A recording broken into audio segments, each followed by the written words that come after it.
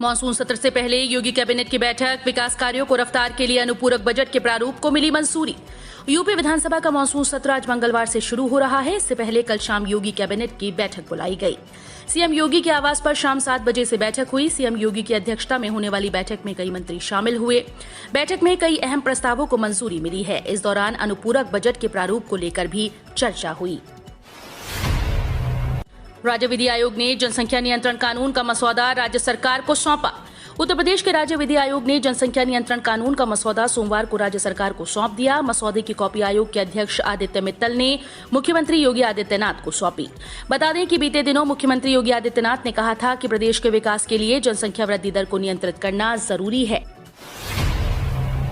बेरोजगारों को 25 लाख रुपए तक का ऋण दिलाएगा ग्रामोद्योग विभाग। प्रधानमंत्री रोजगार सृजन कार्यक्रम के तहत उत्तर प्रदेश खाद्य और ग्रामोद्योग विभाग बोर्ड सामान्य वर्ग के बेरोजगार युवकों को 25 लाख रुपए तक का ऋण दिलाकर रोजगार मुहैया कराएगा। इसके लिए ऑनलाइन आवेदन करने होंगे। स्वीकृति मिलने पर ऋण मिल जाएगा। इसके बाद बेरोजगार अपना कारोबार कर सकते हैं। उप मुख्य कार्यपालक अधिकारी राजीव त्यागी ने बताया कि योजना के तहत 25 लाख रुपए तक के ऋण बैंक के माध्यम से उद्यम की स्थापना के लिए दिलाया जाएगा। सेना और सीएपीएफ में 28,000 से अधिक नौकरियां, तुरंत करें आवेदन। भारतीय सेना और सीएपीएफ में बम्पर भर्तियां निकली हैं। इसके तहत करीब 28,000 से अधिक रिक्त पदों पर भर्तियां होंगी। इसमें सीआरपीएफ द्वारा पैरामेडिकल स्टाफ के 2,439 पद शामिल हैं। एक्स सर्विसमैन के लिए निकली इस भर्ती के जरिए सीआरपीएफ के साथ आईटीबीपी, एसएसबी और बीएसएफ में भर्तियां होंगी। सबसे बड़ी भर्ती एसएससी जीडी कांस्टेबल की है। यूपी चुनाव को लेकर एक्शन में मायावती। बीएसपी ने किया 4 प्रवक्ताओं के नाम का ऐलान। यूपी चुनाव को लेकर मायावती और उनकी पार्टी अब फुल एक्शन में है। बीएसपी ने आज 4 प्रवक्ताओं के नाम का ऐलान कर दिया। मायावती की पार्टी में प्रवक्ता का होना किसी अजूबे से कम नहीं। पार्टी में मायावती के अलावा किसी को मीडिया में अपनी बात रखने की आजादी नहीं रही है। बीएसपी के राज्यसभा सांसद सतीश चंद्र मिश्र को ही कभी कभार पार्टी की तरफ से बयान देने की इजाजत थी। यूपी विधानमंडल का मॉनसून सत्र आज से। कोरोना, पंचायत चुनाव व महंगाई, बेरोजगारी पर सरकार को घेरेगा विपक्ष। उत्तर प्रदेश विधानमंडल का मॉनसून सत्र हंगामेदार होने के आसार हैं। कोरोना संक्रमण की दूसरी लहर के बाद आज से शुरू होने जा रहे इस सत्र में विपक्ष कोविड प्रबंधन को लेकर सरकार पर हमलावर रहेगा। पंचायत चुनाव के तौर तरीकों पर सरकार को घेरेगा। महंगाई, बेरोजगारी, किसानों से जुड़े मसले, छुट्टा पशुओं की समस्या और कानून व्यवस्था के मुद्दों को सरकार के खिलाफ अस्त्र की तरह इस्तेमाल करेगा। सेवा योजना.up.nic.in से मनरेगा में 1278 पदों पर होने वाली भर्तियों के लिए लाई जाएगी नई एजेंसी। मनरेगा में 1278 पदों पर पहले आओ पहले पाओ के आधार पर सेवायोजन पोर्टल के माध्यम से मानदेय आधारित होने वाली भर्तियों के लिए ग्राम्य विकास विभाग अब नई एजेंसी का चयन करेगा। ऐसी एजेंसी की तलाश की जा रही है जो मानदेय के आधार पर रखे जाने वाले कार्मिकों का चयन वृहद स्तर पर लिखित परीक्षा के माध्यम से कर सके।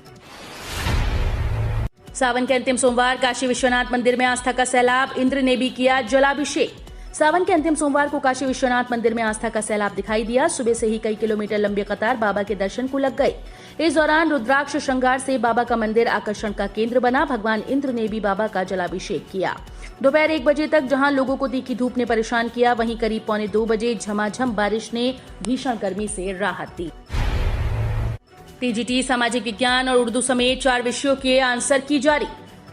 यूपीएससी एसएसबी ने 7 और 8 अगस्त 2021 को हुई टीजीटी भर्ती परीक्षा के 4 विषयों की आंसर की जारी कर दी है। माध्यमिक शिक्षा सेवा चयन बोर्ड की ओर से बुधवार को देर शाम जारी किए गए नोटिस के अनुसार टीजीटी सामाजिक विज्ञान, टीजीटी उर्दू, टीजीटी शारीरिक शिक्षा और टीजीटी संगीत वादन की आंसर की जारी की जा रही है। यूपीएससी एसएसबी की टीजीटी परीक्षा 2021 में भाग लेने वाले अभ्यर्थी अब चयन बोर्ड की वेबसाइट www.upsessb.org पर जाकर अपनी आंसर की चेक कर सकते हैं। बसपा नेता सतीश मिश्रा का आरोप, योगी सरकार में ब्राह्मणों के 700 से ज्यादा एनकाउंटर। बीजेपी सरकार में ब्राह्मण समाज का सबसे ज्यादा उत्पीड़न किया गया। योगी सरकार में ब्राह्मणों के 700 से ज्यादा एनकाउंटर किए गए। आने वाले विधानसभा चुनाव में ब्राह्मण समाज बीजेपी को सत्ता से बाहर करेगा। ये बात बीएसपी के राष्ट्रीय महासचिव सतीश चंद्र मिश्रा ने बसपा प्रभारी रामकिशोर शुक्ला द्वारा रामनगर बाराबंकी में शहादतगंज रोड कांशीराम कॉलोनी के निकट आयोजित प्रबुद्ध वर्ग सम्मेलन में कही। बाढ़ की आड़ में घिनौनी राजनीति कर रही भाजपा।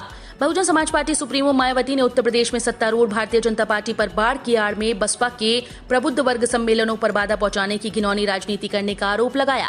मायावती ने सोमवार को कहा कि बाढ़ पीड़ितों को मदद पहुंचाने के बजाय भाजपा जन आशीर्वाद यात्रा का आयोजन कर रही है, जबकि बसपा पर उल्टा आरोप लगा रही है कि उनकी पार्टी बाढ़ पीड़ितों की मदद न करके प्रबुद्ध वर्ग सम्मेलन कर रही है।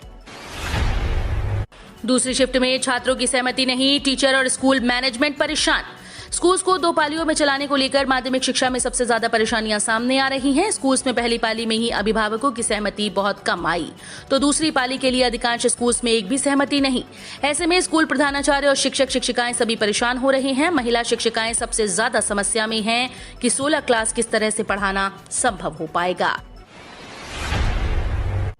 बीजेपी की जन आशीर्वाद यात्रा के जवाब में सपा के सहयोगी दलों की बीजेपी हटाओ यात्रा। मोदी सरकार में उत्तर प्रदेश कोटे से बने मंत्री सूबे में सोमवार से जन आशीर्वाद यात्रा पर निकले, जिसके जरिए वो 2022 में होने वाले विधानसभा चुनाव के लिए लोगों से संवाद कर बीजेपी का माहौल बनाने की कवायद कर रहे हैं। वहीं विपक्ष ने भी सत्ताधारी पार्टी बीजेपी को घेरने की पूरी प्लानिंग कर ली। बीजेपी की जन आशीर्वाद यात्रा के जवाब में सपा के सहयोगी महान दल और जनवादी पार्टी सोमवार से ही भाजपा हटाओ यात्रा शुरू कर दी है। यूपी के सीएम योगी आदित्यनाथ यहां से करते हैं कमाई। उत्तर प्रदेश के सीएम योगी आदित्यनाथ एक बार फिर से सत्ता में आने का प्रयास कर रहे हैं। अगले साल चुनाव होने वाले हैं। यूपी में अभी से इसका असर दिखना शुरू हो गया। खैर, बीते 4 सालों में यूपी में योगी ने कई तरह के बदलाव किए हैं। नौकरियां बढ़ाने के लिए कई विदेशी कंपनीज को प्रदेश में आमंत्रित किया ताकि आम लोगों की कमाई हो सके और उसमें बढ़ोतरी भी। क्या आपको पता है कि सैलरी से अलग योगी आदित्यनाथ किस तरह से कमाई करते हैं? जब हमने उनके चुनाव आयोग दिए एफिडेविट को देखा तो उन्होंने सरकारी स्कीम में ही निवेश किया हुआ है। आज तक जमा कर सकते हैं आवेदन फॉर्म। जान लीजिए आरक्षण का नियम। ग्राम पंचायतों में पंचायत सहायक भर्ती के लिए आवेदन मांगे गए हैं। आवेदन पत्र जमा करने की अंतिम तिथि आज 17 अगस्त है। शैक्षिक योग्यता इंटर रखी गई है। आवेदन प्रक्रिया पूरी होने के बाद मेरिट तैयार की जाएगी। इसमें शासनादेश के मुताबिक हाई स्कूल व इंटरमीडिएट के अंकों के आधार पर ही मेरिट तैयार होगी। कब नहीं कर सकते पेट्रोल डीजल पर ड्यूटी? कांग्रेस सरकार का ऑयल बॉन्ड इसकी वजह। वित्त मंत्री निर्मला सीतारमण ने साफ कर दिया कि केंद्र सरकार पेट्रोल डीजल की कीमतों को कम करने के लिए एक्साइज ड्यूटी में कटौती नहीं कर सकती। वैसे उन्होंने इस बात पर सहमति जताई कि पेट्रोल डीजल की कीमतें काफी बढ़ चुकी हैं और जनता का सवाल उठाना स्वाभाविक है, लेकिन उन्होंने कहा कि पिछली सरकार की गड़बड़ियों की वजह से इन पर लगी ड्यूटी कम करना संभव नहीं है। केंद्रीय कर्मचारियों की मंथली बेसिक सैलरी से जुड़ा बड़ा अपडेट। सरकार ने कही ये बात। 1 जुलाई 2021 से केंद्रीय कर्मचारी और पेंशनर्स को उनका बढ़ा हुआ महंगाई भत्ता मिलने लगा है। 1.5 साल के बाद महंगाई भत्ता और महंगाई राहत की बहाली से केंद्रीय कर्मचारी खुश हैं, लेकिन एक मोर्चे पर उन्हें निराशा हाथ लगी। सरकार ने केंद्रीय कर्मचारियों की मंथली बेसिक सैलरी बढ़ाने पर विचार से इनकार कर दिया। यानी अब ये साफ हो गया कि कर्मचारियों की मंथली बेसिक सैलरी में किसी तरह की कोई बढ़ोतरी नहीं होगी। सरसों का भाव सभी रिकॉर्ड टूटे। भाव पहुंचा 8,400 रुपए क्विंटल। देश में सरसों तेल की मांग लगातार बढ़ती जा रही है। बाजार में सरसों तेल का आवक काफी कम हो चुका है। मंडियों में भी सरसों के तेल का आवक काफी कम हो चुकी है। सरसों तेल के भाव में लगातार बढ़ोतरी जारी है। इसी वजह से आज सरसों का भाव 2021 में न्यूनतम समर्थन मूल्य को भी पार कर चुका है। इसी बीच सरसों के तेल के दाम में थोड़ी सी गिरावट भी देखी गई। तिल्ली तेल तिलहन बाजार में सरसों के साथ सोयाबीन तेल के भाव में भी थोड़ी सी गिरावट देखने को मिली है। यूपी के कई जिलों में बारिश। राज्य में सबसे ज्यादा अधिकतम तापमान बांदा में 37.2 डिग्री सेल्सियस दर्ज किया गया। विभाग ने अनुमान लगाया कि 17 अगस्त को पूर्वी उत्तर प्रदेश में छिटपुट स्थानों पर बिजली की गरज के साथ छींटे पड़ने की संभावना है। विभाग के अनुसार 18 अगस्त और 19 अगस्त को पूर्वी उत्तर प्रदेश में कई स्थानों पर और पश्चिमी उत्तर प्रदेश में कुछ स्थानों पर बारिश हो सकती है। जौहर यूनिवर्सिटी का गेट नहीं तोड़ा जाएगा। इलाहाबाद एचसी ने रामपुर कोर्ट के आदेश पर रोक लगाई। सपा नेता सांसद आजम खां को इलाहाबाद हाईकोर्ट से बड़ी राहत मिली। हाईकोर्ट ने जौहर यूनिवर्सिटी गेट को तोड़ने के आदेश पर रोक लगा दी। गेट को तोड़ने का आदेश रामपुर की एक अदालत ने 2 अगस्त को दिया था। हाईकोर्ट ने इस बारे में यूपी सरकार को नोटिस जारी कर 4 सप्ताह में रिपोर्ट मांगी है। यूपी में इस डेट तक फिर से खुल जाएंगे 1 से 8 तक के सभी स्कूल। सीएम योगी का आदेश। यूपी में 6ठी 8वीं तक के स्कूल 23 अगस्त से और 1 से 5वीं तक के स्कूल 1 सितंबर से खुले जाएंगे। इस संबंध में सीएम योगी ने आज सुबह बैठक में निर्देश जारी कर दिया। सीएम योगी ने कहा कि स्कूल की निगरानी की जाए, सख्ती से कोविड प्रोटोकॉल का पालन कराया जाए। उन्होंने कहा कि राज्य स्तरीय स्वास्थ्य विशेषज्ञ सलाहकार समिति की अनुशंसाओं के अनुरूप कल से माध्यमिक, उच्च प्राविधिक और व्यावसायिक शिक्षण संस्थानों में 50% क्षमता के साथ भौतिक रूप से पठन पाठन शुरू हुआ है। पोस्ट ऑफिस की है स्पेशल स्कीम, एक बार जमा करें पैसा और हर साल पाएं 60,000 रुपए। पोस्ट ऑफिस की एक ऐसी स्कीम के बारे में जानेंगे जिसमें आपको एक मुश्त पैसे जमा करने हैं और उसके बाद हर महीने पेंशन के रूप में इंटरेस्ट का पैसा मिलता है। मैच्योरिटी होने पर एक मुश्त पैसा वापस हो जाता है। इस स्कीम के लिए मैच्योरिटी पीरियड 5 सालों का है। अगर आप इसमें केवल 50,000 रुपए जमा करते हैं तो हर साल इंटरेस्ट के रूप में 3300 रुपए मिलेंगे। सदन से सड़क तक योगी सरकार को घेरेगी सपा, अखिलेश यादव ने विधायकों को दिए निर्देश। मिशन 2022 की तैयारियों में जोर शोर से जुटी समाजवादी पार्टी के राष्ट्रीय अध्यक्ष अखिलेश यादव ने कहा कि भाजपा सरकार में भ्रष्टाचार का चारों तरफ बोलबाला है। जल शक्ति मिशन घोटाले की जांच रिपोर्ट अभी तक नहीं आई है। भाजपा की चालाकी से जनता को सावधान करना है। सड़क से सदन तक विधायकों को ये सब मुद्दे उठाने हैं। अलीगढ़ का नाम होगा हरिगढ़, जिला पंचायत की बोर्ड बैठक में प्रस्ताव पास। अलीगढ़ का नाम बदलने को लेकर एक बार फिर से राजनीति शुरू हो गई। सोमवार नवगठित जिला पंचायत की बोर्ड बैठक में अलीगढ़ का नाम बदलकर हरिगढ़ किए जाने के प्रस्ताव को पास किया गया। सदन में मौजूद जिला पंचायत सदस्यों व जनप्रतिनिधियों ने इस पर अपनी सहमति जताई। अब प्रस्ताव शासन को भेजा गया है।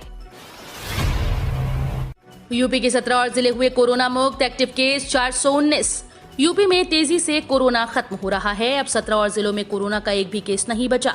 औसतन हर दिन 2.5 लाख से अधिक टेस्ट हो रहे हैं, जबकि पॉजिटिविटी दर 0.01 बनी हुई है और रिकवरी दर 98.6% है। विगत 24 घंटे में हुई 1,89,744 सैंपल की टेस्टिंग में 62 जिलों में संक्रमण का एक भी नया केस नहीं पाया गया, जबकि 13 जनपदों में इकाई अंक में मरीज पाए गए।